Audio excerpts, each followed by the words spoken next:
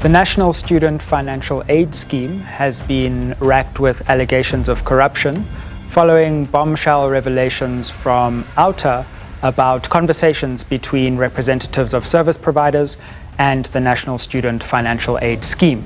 This evening, we have a fascinating conversation with a wide-ranging panel on those allegations of corruption, as well as the question of the National Student Financial Aid Scheme's health, its funding model, and the future. Good evening, welcome to Unfiltered. I'm your host, Sizwe Mpofu Walsh. My guests this evening are Mr. Rudie Heyneke of the organization Undoing Tax Abuse. And Mr. Heyneke has joined us before. He is important because he is the leading voice in this investigation of the National Student Financial Aid Scheme. We're also joined by the representative of the South African Union of Students, Mr. Asive Dlanjwa, and Mr. Mnisi is the spokesperson of the National Student Financial Aid Scheme. I thank my panelists very much for joining us this evening. Thank you very much. Mr. Mnisi, how worried are you about these allegations, and do you think they reveal deep problems of corruption within NSFAS? All allegations warrant serious attention and would make one to be worried, but we need to check the authenticity of those allegations and the intent and measures of revealing what actually had happened at that particular time.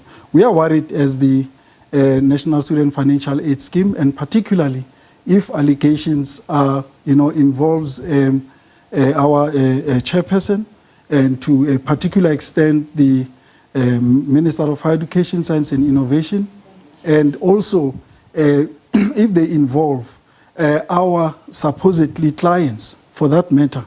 So it therefore raises a lot of questions, but I think we have responded to them after we spoke to the chairperson, who denied ever having received any money for his personal use, that of the minister and even that of the South African Communist Party. You say you're worried about the authenticity. I mean, these seem like very obvious recordings. It would be quite hard to doctor that. Are you suggesting that there could be something inauthentic about the recordings that have been shared by OUTA?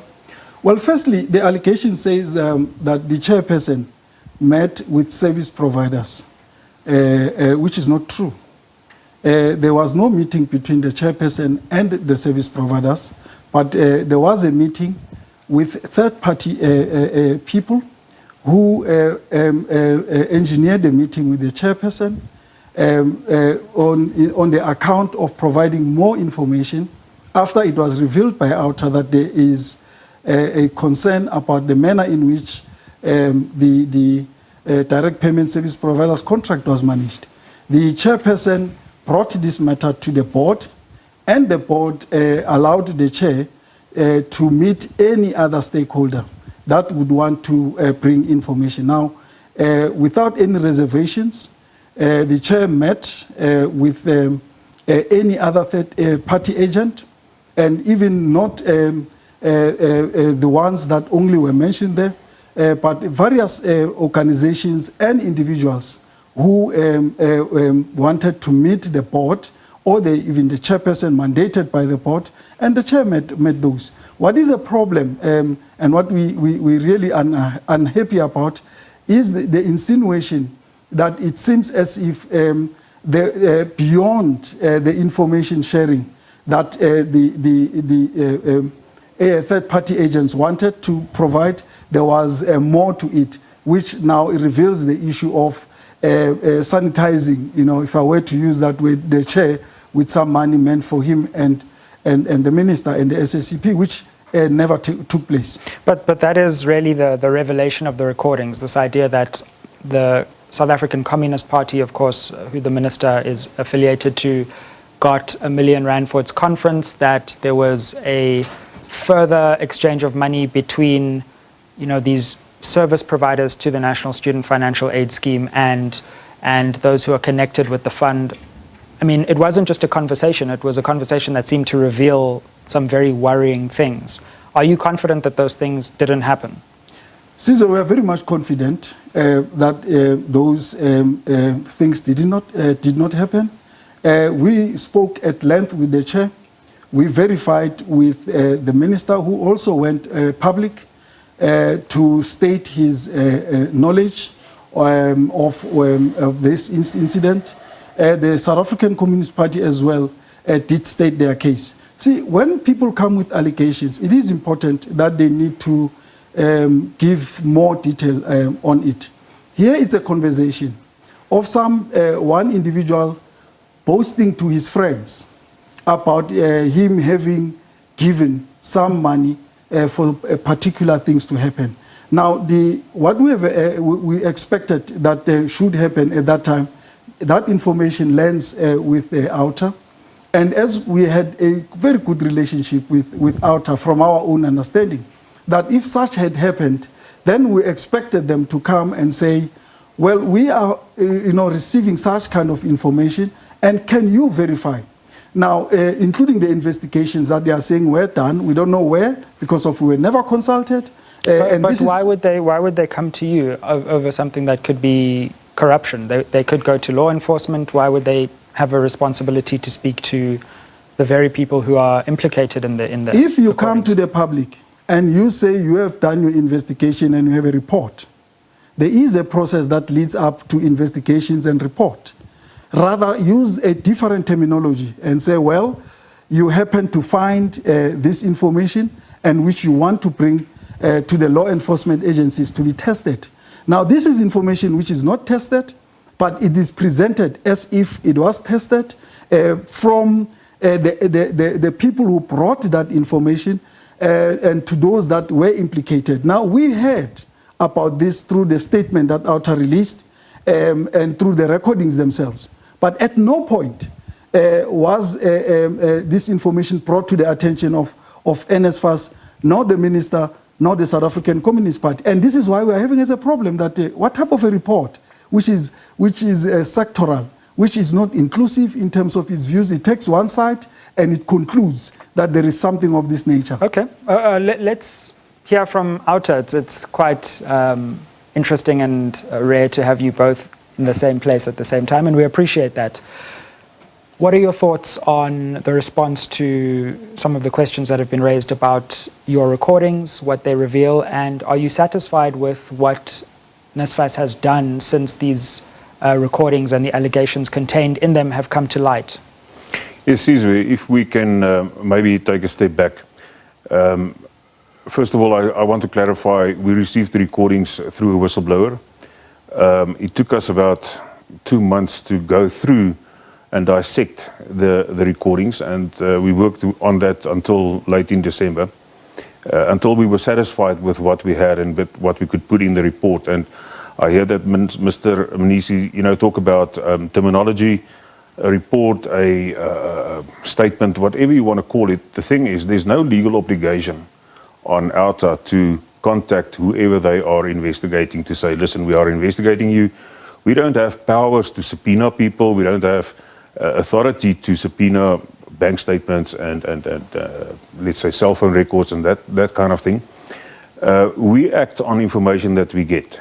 And if you get information like this, you cannot just sweep it under the carpet and sit back and do nothing. That is not what OUTA do, and this is, our mandate. We are looking into corrupt activities, people wasting taxpayers' money. After the revelation that Mr. Khosa said that, he was there, he did meet the people, for us it became even more important to look at the contents of the discussions. What was said there. One would think that if it was all about the contract and the well-being of the students, of the recipients and the clients of NSFAS, the problems that they had the previous year, one would expect a different kind of conversation. But if you go to the contents of these conversations, at one stage, I recall that one of the gentlemen said, they talked about incentives, and they said, the hole is huge. This contract is not as well as what we thought it would be, but we will still pay the incentives. And then the person in the presence of Mr. Khosa said, and the chair and the minister knows, the party, we have supported the party in the past. So it is not as if they discussed it before. Yes, they did, but they also discussed it in the presence of the chairperson, and he didn't deny it. So just quickly in terms of verification as well, who is this other person? I've seen some reporting about a spouse of someone who is linked to a service provider. Has that been verified? Were you able to verify it? Well, once again, we went to the contents of the discussions. We identified this person as Mr. Tula Ntumba. He is the spouse of the director of CoinVest, one of the service providers who are paying the direct allowances to students. And we have been following Mr. Ntumba, people around him, business associates, family members, from way back in about 2014, 15, contracts that they had, tenders that they received and awarded to them at SABC at the time that Mr. Nongogo was there. We did our first investigation, we received our first information in 2018 on Grace and Reed. And we identify these people and we followed them. And we see, but they are also involved in the next thing at SABC and the next thing at SABC. And then all of a sudden, they appear at NSFAS. And they submitted the tender and they were awarded the tender. And I think if we look at what the Werksmans report is saying about what we have discovered before and confirmed, most of what we have said, I think it was good to follow these people through these processes. Right, and we will dive into a lot more of what has been said, and we have a long evening still with us. Mr. Dlanjwa, thank you very much for joining us. Good to have you back on Unfiltered. What are your thoughts about these revelations of corruption? I know you've spoken quite strongly about them. How do you react to the conversation so far, and what is the South's view? Good evening, Sizwe, and also to Mr. Mnisi and Mr. Rudie. Thank you for having us. I suppose we remain absolutely outraged and shocked and flabbergasted, to say the least, at the revelation, or at least at the allegations leveled against the minister and the chair.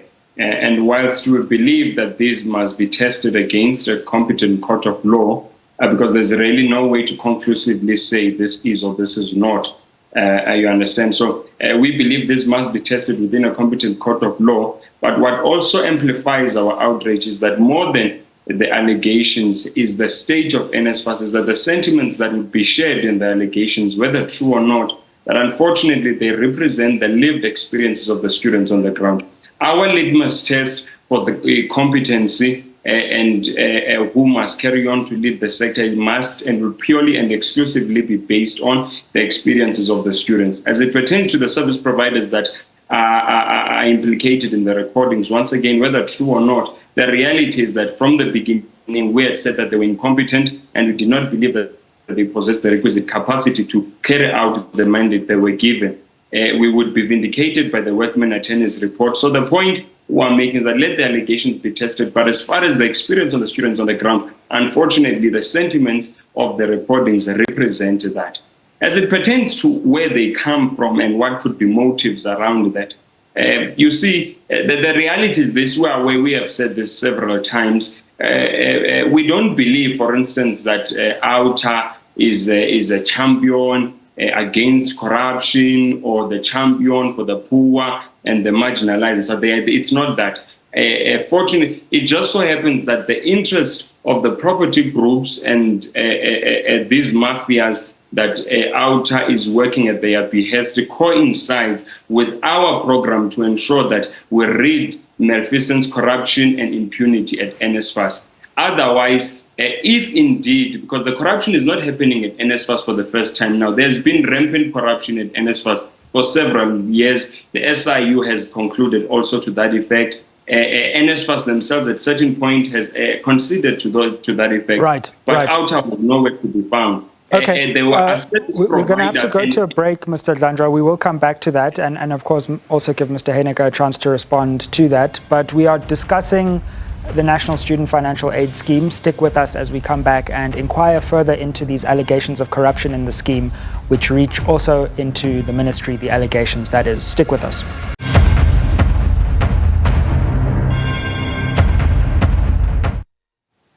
Welcome back to Unfiltered. Is there corruption at a deep-seated level at the National Student Financial Aid Scheme? I'm sure you've seen the headlines about recordings and backdoor conversations about kickbacks. What is the veracity of those conversations? Tonight, we're inquiring into all of this. And of course, political parties, particularly on the opposition side of the spectrum, have come out strongly against these allegations. Let's take a look at what some opposition MPs have been saying. And let's start with the DA, who've been very, very strident in their stance on this matter. And we'll put it back to our panel. This is not the first time Minister Nzimande has faced allegations of corruption. And this time we are saying it's important that the South African Police Service, that the SIU, and that Parliament itself must engage this matter. Because, of course, this is not a victimless crime. And if these allegations are proven to be true, it means that the thousands, hundreds of thousands of South African students who were not able to access funding have not been able to access funding because this money is being stolen to fund political parties, to fund politicians. This is the very same thing, in this very same vein, when Fikile Mbalula admitted that they in fact have spent the past 5-10 years defending the ANC and its presidents against corruption. This is the very same issue that we are facing right now, where politicians are allowed to steal with impunity and they are not held accountable. Welcome back. Mr. Mnisi, what do you make of that intervention by the DA? Well, look, it's unfortunate that you'll have political parties jumping into the bandwagon and trying to politicize this whole issue, which we think is more, even administrative than politics. We welcomed the DA yesterday to come to NSFAS so that they can be briefed on our state of readiness. But you can see that there are preconceived ideas and decisions in the manner that they conducted themselves there, not giving the CEO and the senior management of NSFAS an opportunity to explain. Very much conclusive, even in terms of the explanations that were provided by management, unwilling to listen to the voice of reason, but to their own voices alone. And which was a serious point of concern. We do not have any problem to account to Parliament and its committees, but the manner that it gets conducted, if it's an administrative issue, is tend to be a political campaign program, is very worrisome. We have a track record as NSFAS having championed corruption that has been reported at various levels. Now, we including in this particular instance, where we are talking of having to release the CEO of NSFAS and having currently running disciplinary hearings against some members of the team which were involved in the appointment of the direct payment service providers. So we take the issues of corruption and its impact to the students of South Africa very serious. We agree with what Saus is saying, that any act of corruption, be internal or external, affects the students of this country, because each and every money that NSFAS receives, it's meant for the use of students. And we obviously getting worried when there is instances of corruption reported. Indeed. And one thing I want to stick with, though, is the chair, Mr. Khosa, has now taken a leave of absence. And isn't that even more worrying that the board has looked at this and said it's probably best if, while we're investigating this, you're not in office? And the fact that, CEO, other members of the team have had to step aside seems to add weight to the idea that there's more to this than just the dismissals that you have offered. The board chairperson did an honorable thing by voluntarily asking for leave of absence. He was never forced, but he approached the board and offered his views about it, and which the board accepted, and actually were very pleased that he was so conscious that he could even concede that such kind of allegations, whether true or not, have an implication for NSFAS preparation for the beginning of the academic year. And we view that as a very honorable act from his part. And of course, he has been a lead champion of the fight against corruption at NSFAS. And I think his position by voluntarily asking to have leave of absence demonstrate that act, that he is very much conscious of the fight against corruption at NSFAS. Mr. Heyneke, what are your thoughts about that? I mean, the fact that this leave of absence has happened, I think you will have taken note of, and I wonder what OUTA's response to that step is. We welcome the stance, as Mr. Mnisi just explained, that they are doing an investigation, the chair stepping aside so that the investigation can carry on. We saw in the statement that NSFAS brought out that they said that they are going to appoint an external attorney's firm to investigate this. These are all steps that we welcome. Let's hope this external attorney's firm investigation doesn't have any problems like the last one we saw, because of course this is part of what the recordings are actually about. Yes, absolutely. But we welcome this. We want NSFAS to succeed. It should succeed. It must succeed. So we welcome all these steps. We welcome what I've learned, a day or two ago, or maybe more, that NSFAS saying, listen, we are going to implement the Werksmans report recommendations. We welcome that. We would ask, and we ask, for more transparency. Now the door is open, for example, to appoint a new CEO. That is one thing that is, I think, the minister advised the acting chair on, to say the process must start now. Right. And we welcome that. But we want that process to be transparent. We want to know who are the candidates who apply. We want to know who are the candidates who are headhunted. We want to do our own vetting as well, so that we can give comment, not only from OUTA's side, but I think from the taxpayer side, to say these are this will be the person that lead NSFAS into the next 5 years. That kind of thing. We ask for that, and we welcome all the steps. And I think that's why we do this work that we do. It's not to, like I said, sweep it under the carpet.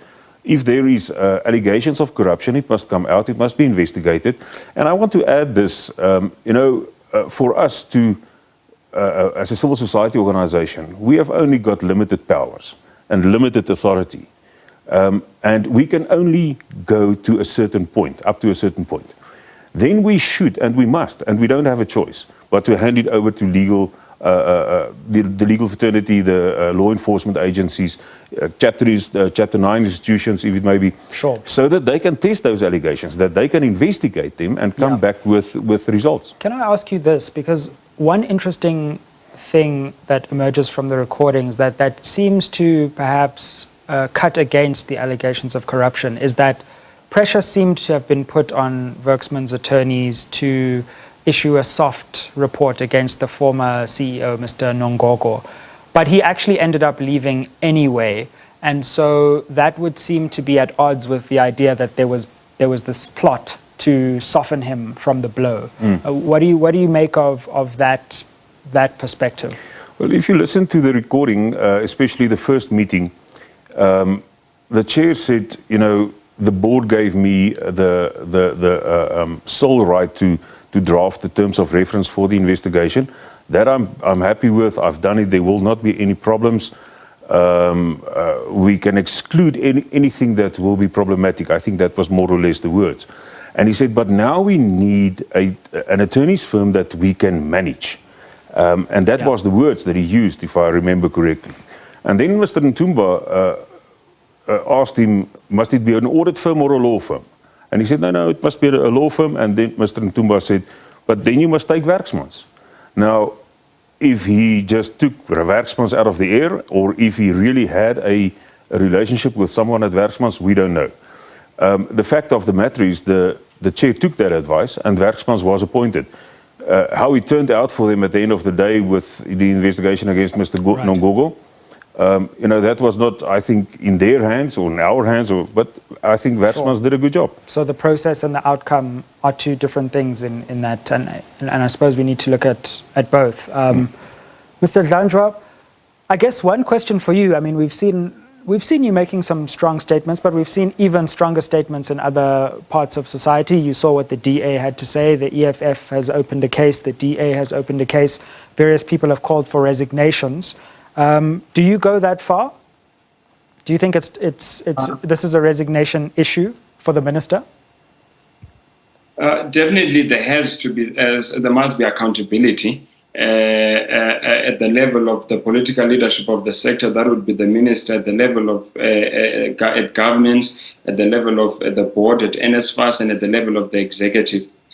Take, for instance, right now, what is still mind-boggling is that one of the people that adjudicated or chaired the adjudication board for the criminally appointed service providers is now the acting CEO. So things like that undermine any efforts or any commitment towards ensuring that there is accountability and that we're actually serious about dealing with corruption. You would have thought that even the person who was chairing that bidding committee would be let go because they would also be liable. So you understand.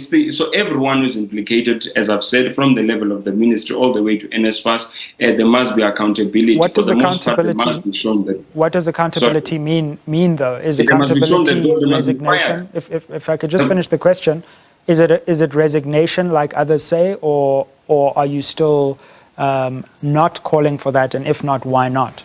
Because these are quite serious recordings that have implicated a minister who's actually been on the end of a scandal twice in a matter of 4 months, the veracity of which needs to be proved in court, of course. Nothing has changed in our stance. Our stance still remains that from the minister to the level of NSFAS, that they must be fired, at least, if not at the recordings, at the state of the sector. Hence, I said even at the beginning, our litmus test to determine who must remain at their job must be the lived experiences of the students on the ground. We had almost 100,000 students that wrote their examinations without food, without toiletries, without sanitary products, some even without accommodation and transport. And that on its own, those are gross human rights violations. And on that alone, everyone responsible must be fired. It is as clear as that, irrespective of whether the allegations are true or not. What will remain, what will we use to measure exclusively the competency of anyone is going to be the experience of the students of the poor and the working class. Yeah, and I think you make a good point about the ultimate victims or beneficiaries of NSFAS. And we are going to go into exactly where we stand this year as well, because all of this comes in a context where we have an academic year right ahead of us. Mr. Mnisi, there have been a lot of calls for the minister to resign. Of course, you're not the spokesperson of the minister, you're the NSFAS spokesperson, but having a minister facing this kind of political pressure can't be ideal for NSFAS. Do you have any response to OUTA, SAUS, the DA, the EFF, all calling for not just accountability, but actually resignation at this point? Look, Sizwe, let's test the allegations before we are preemptive in our assertion and calling people to resign, whilst the processes are still unfolding. To me, it's very presumptuous if we call for somebody to resign on the basis of things that are still process-based. And that is where we're getting worried, that is there any other motivation beyond that which we are dealing with currently? If I were to take, for an example, the reasons advanced by SAUS, that, beyond this issue that we are dealing with, there are other issues in the sector that would warrant the minister to resign. I think we are conflating issues unnecessarily so. Because SAWS will better understand that the post-school education and training sector comprises of many stakeholders with various roles in the value chain. For an example, if you look at the issues of the payments of allowances, as an example that he's making, that we had instances where students had to go home without or remain in their residences. You know, we have tried to explain as NSFAS of processes that led to the unpaid allowances of some students, and we did indicate that we work on data that is provided by institution. Right. We're going to go to a break, but we'll come back to that because you're taking us right into the territory that I do want to go after this, which is what is the effect going to be of this on the actual upcoming academic year and indeed the over 1 million students within the higher education system? Stick with us on Unfiltered. We're discussing allegations of corruption in NSFAS and also their implications and ramifications on higher education writ large. We'll be back after the break.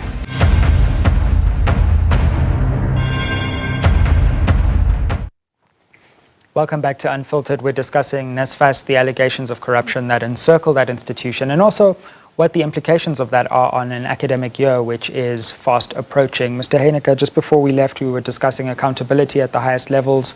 You've made very strong statements about the minister. Mr. Mnisi says this is a little bit too quick. Let's see what happens. Why do you think that now is the right time to call for resignation? Well, I think these recordings were just the last straw that broke the camel's back. I can assure you that it is not only about these recordings. It has been a history in the Department of Higher Education, different institutions. The minister is leading this department for a decade with a little break in between. And we have not seen the improvement that we would like to see as taxpayers. We didn't see the successes of, for example, NSFAS or at the CETAs for that matter. We are busy with investigations into several institutions resorting under higher education, and it is sad to say that in one sector, in one department, and the institutions under it, we are busy with around 10 to 12 investigations. And that is unheard of. So it is not only calling for the minister's head because of this. This obviously played a very important role. We didn't say the SACP and the minister received money. We conveyed the message. And like I said, and I will repeat it many times, that with information like this, you cannot just leave it. You have to act on it. And so that is, we are satisfied to stand by what we have said there. Mr. Dlanjwa, before we went to the break, you made an important point about, it's one thing to have these corruption allegations. It's another thing to really think about what the implications are ultimately for the students that are in the system that are trying to get ahead, trying to get their qualifications and trying to, in many cases, move out of poverty and gain employment. How do you think the system is working right now? We know at the end of last year there were some serious problems with, delays in disbursements, students not being able to, who have qualified, actually get the money into their accounts. Where do you think we stand on the brink of a new academic year in terms of whether the system will actually work? You see, Caesar, one of the reasons why when we call for accountability, Mr. Mnisi was speaking about the value chain and processes, is because the one thing we have bemoaned probably in at least 10 of our statements throughout the last 2 years was the inability of the leadership of DHET to be able to coordinate the sector. Let me give you a living example that is going to cause us a crisis. It caused us a crisis last year. We raised the alarm and it was not dealt with. Right now, as we speak, from the 10th of January, UNISA would have begun their registrations. Most institutions will commence their registrations from the 20th of January. When they commence their registrations, NSFAS will not have concluded their funding processes to tell the students of the poor and the working class whether they have funding or not. So what is going to happen, as it has happened last year, those that have money are going to go and claim the spots, and they're going to fill up institutions of higher learning. And by the time NSFAS responds to them, the spaces would have been taken. We had thousands of students that happened to last year. And we raised this with the department. As we speak right now, that alignment has still not been done. The systems, all these institutions are under the tutelage of the department, and they are incoherent. They are speaking different languages in different tones. So we had said initially, you've got two options here. You either, because you are leading the sector, get institutions to align or delay their registration periods in line with your processes of NSFAS, because you are responsible for them as the department. Alternatively, bring up your adjudication processes of NSFAS to the dates of universities so that the poor and the working class are not excluded. The poor and the working class are going to go to the doors of universities. I am telling you, so it's going to happen. We will speak about it when it happens. They are going to be turned back. They will be told that it is now full. And unfortunately, they will be thrown back and not given the opportunity to be able to pull themselves out of the clutches of poverty through receiving education. This is but one example where we are showing that there is a lack of leadership and an ability to coordinate the sector. And at the core, it unfortunately perpetuates and keeps the poor bound in poverty, because right now, it is only those that can afford that will effectively be able to get access to higher education. So this is but one example which you are saying.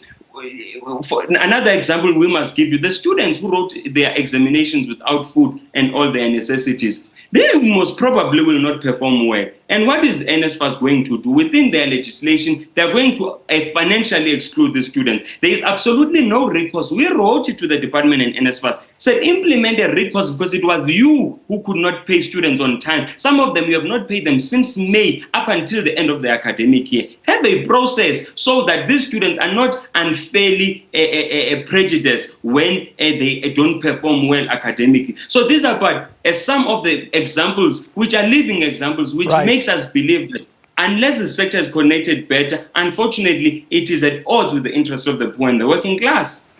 Let's put some of those concerns to you, Mr. Mnisi. What do you make of those worries, especially about the start of this academic year? Look, Asive can't speak as if he sits in the management or the board of NSFAS to say that we are not ready for the academic year and make examples of certain instances that took place in previous academic years with reasons that were advanced and accepted by the sector and by government at large. You'd know that last year we had an increase in the number of students who wanted NSFAS. We shot up from around 800,000 to almost 1.2 million students. And NSFAS did not turn back on those students who qualified. Instead, we sought to get more funding from government to fund each and every student who was there. And that we did solely because we understand the plight of the working class and the poor. And that, I think, must be credited to this government, to the department, and to NSFAS, that we did not at all. Now, the second issue, you see, in the execution of the responsibilities of NSFAS, as I've said earlier, there are responsibilities for each and every stakeholder that is there. Students have a responsibility as applicants to make sure that they provide information that will enable NSFAS to process the applications. Now, if we issue a communique and say to students, please provide us with information of your parents, please sign this particular form, please do that in order for you to be onboarded, then you have students who are not doing that. Whose problem is that? Now, that is one issue. Can I just ask you this on that? So to be sure, of course, students have responsibilities, and I think South even acknowledged the last time I had them on that, you know, there was the question of people's receiving money that actually wasn't even due to them, which you know, impacted on the system, and conceded that that's not a good thing. But we had this problem that was NSFAS's mistake, really, wasn't it, last year with the service providers who didn't stress test the system of payments enough. And then we sat with the service providers just not being able to get the money into the students' accounts. That was the fault of NSFAS, wasn't it, rather than the students or any other stakeholder? No. When we moved to a direct payment solution, remember initially NSFAS used to pay allowances through institutions, but the board took a decision to have direct payment allowances, to pay them directly to students, and we canvassed that with student leadership. And we then agreed on the process of doing that. And part of it was to onboard students, meaning students had to identify themselves and register through a bank card so that we then can put money into their bank cards. Around September, the department and together with NSFAS raised a concern and gave statistics of institutions that were not onboarding, and we still made a plea at that particular time that please, students do onboard so that you can get your allowances. We pleaded with student leadership that please go back to your constituencies, explain these processes to them and its implications. Some did well, some still did not do well, and in certain instances, we also had, where institutions gave us wrong data that came from that end of the institutions. Now, what we do as NSFAS, we synthesize data that comes, we make sense out of it, we collate it and check, is this in line with what we have? And where there are problems, we go back to institutions, we go back to students. But the unfortunate part is that all other stakeholders are not held accountable when allowances are not paid. It's NSFAS must pay. Now, we don't want to pay allowances to wrong people. We have to make sure that we pay allowances to right students at the right time. Let's go to a break. We're discussing NSFAS. Of course, the lifeblood of students is that financial assistance that comes through as they attempt to embark on their university careers. We've been talking about allegations of corruption, but now we're moving on to a debate about whether NSFAS is ready, who's to blame for mistakes in the last financial year, and whether this year we will have a smoother transition into our academic year. Stick with us. We'll be back for our final segment after the break.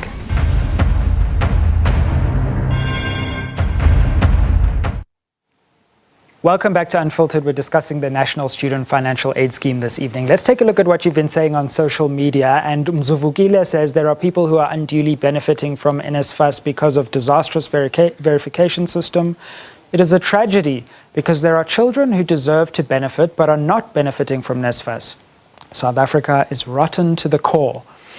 Let's take another tweet, and my goodness, we've got an essay here from Marvel who says, questions to the NSFAS panelist, has NSFAS terminated the direct payment service providers? If yes, how will students receive their allowances for 2024? 2, has the board chair, Mr. Khosa, admitted to NSFAS and the minister that the voice recording is his? 3, if the missing middle funding model is implemented this year, will applications be reopened? We'll suspend that question because I think we'll come on to that later as we close off. And how will the NSFAS accommodation program be rolled out? I no longer have a job as host of Unfiltered because Marvel has asked all the questions. Before we come to the panelists, let's take a look at an experience from a student, Mr. Willie Gwebu, who speaks about the impact of not receiving funding in the end of the last financial year. I was about to register for my third year here at UNISA. They never paid for my registration. Then it ended up collapsed because it was temporarily registered. Then I wasn't studying the past year because of this thing of service providers. Mr. Dlanjwa, let's start with you in this segment. Responses to some of the social media comments and the experience of a student speaking about the effect of not receiving that crucial financial assistance. Look, the one of not receiving allowances, it's either NSFAS concedes true or they are not serious. There's no question. We should not even debate it. Students, thousands of students have not been receiving their allowances. It is a pity that Mr. Mnisi will want to go scavenging for who to blame. If they can just take responsibility, they have been given the responsibility and the mandate to service the poor, finish and clear in any case, but it's just that it's not a conversation for these days. Those service providers did not even act in the manner in which we had made presentations to NSFAS in which we believe they should carry out their mandate. So I think there's no question about that. It is regrettable, and accountability, in fact, action must be taken against everyone involved. On the issues that are asked by Marvel, they are very important, those questions. In fact, we asked them in a statement about 2 weeks ago. We said, I think it was the 19th of October, the board of NSFAS announced the termination or the intent to terminate the contracts of those criminal service providers, or that criminally appointed service providers. Now, we asked, what is the recourse? And that recourse that we asked that they must take the nation before the beginning of the academic year into confidence as to, have they terminated them? If they have not terminated them, what is the, well, we know they have not terminated them, but what will be the recourse after they have terminated them, so that it does not bring a shock into the system when that happens. Up until today, that still has not been done. So those are important questions that Marvel is asking, but really, we said this even the last time, that we just wish that NSFAS would stop this bickering and back and forth and just take accountability and ensure that students get their allowances finished and clear. Blaming institutions also, we can't accept that as a student union, because all those are public institutions under the leadership of the minister. The minister can't be, it is under, that is what he was appointed for. That is what the Department of Higher Education is there for. So you can't then say that that is within your responsibility, and you put your heads in your head, UTO, I don't know, they are not listening to me. That we can't accept such a situations. It is correct that the institution that had been deliberately withholding information such that students were not getting paid, what action did the department take against those institutions? They took no action at all, so they must take responsibility. Right. Mr. Heyneke, I wonder how you respond, because we've been talking really about how your allegations have led to a deeper conversation about will NSFAS be ready and some of the actual operational challenges that are being faced. What are your thoughts on that aspect of the conversation, what Mr. Dlanjwa has said, and as we round off and close our conversation, and we'll of course give you an opportunity to respond, Mr. Mnisi, as well. I think first of all, I must agree with the Asive in the sense that we know that last year was chaos with regards to the payment of students, and the reason for that, I think, is that there's no choice for a student. If you want your allowance, you use this card. There's no other way in getting your allowance. So the students are forced to use a system and a scheme that proved that it failed. And they are forced to use it apparently this year again. And maybe Mr. Mnisi will be able to answer us on the way forward. And this is the exact set of service providers that are also implicated in the corruption allegations. So the two are in some ways linked. Correct. The second thing I want to touch on is Marvel's last question regarding accommodation. And I think that will also play a significant and a very important role in the success of the 2024 academic year. The last, and I'm coming back to transparency, we don't know, because the last official figures that we had was on 4 October when NSFAS appeared in Parliament, and 6.5% of the beds that they said that they need for NSFAS beneficiaries were accredited. NSFAS also said that we will not pay for accommodation if your accommodation is not accredited. We don't know what's the figures. 4 October is 4 months away from the new academic year. Students are returning to campuses. We heard from, I think it was the Cape Peninsula University of Technology, students there coming back. They couldn't find accommodation. And that is going to be a crisis, and that is going to play a very important role in the success of this year. Mr. Mnisi, unfortunately we're running out of time, but if you could just give your final thoughts in a minute or so. Well, what we are appealing for as NSFAS is that all role players, all stakeholders, including students, institutions, must play their part in completing the puzzle to make sure that NSFAS is capacitated to do its work.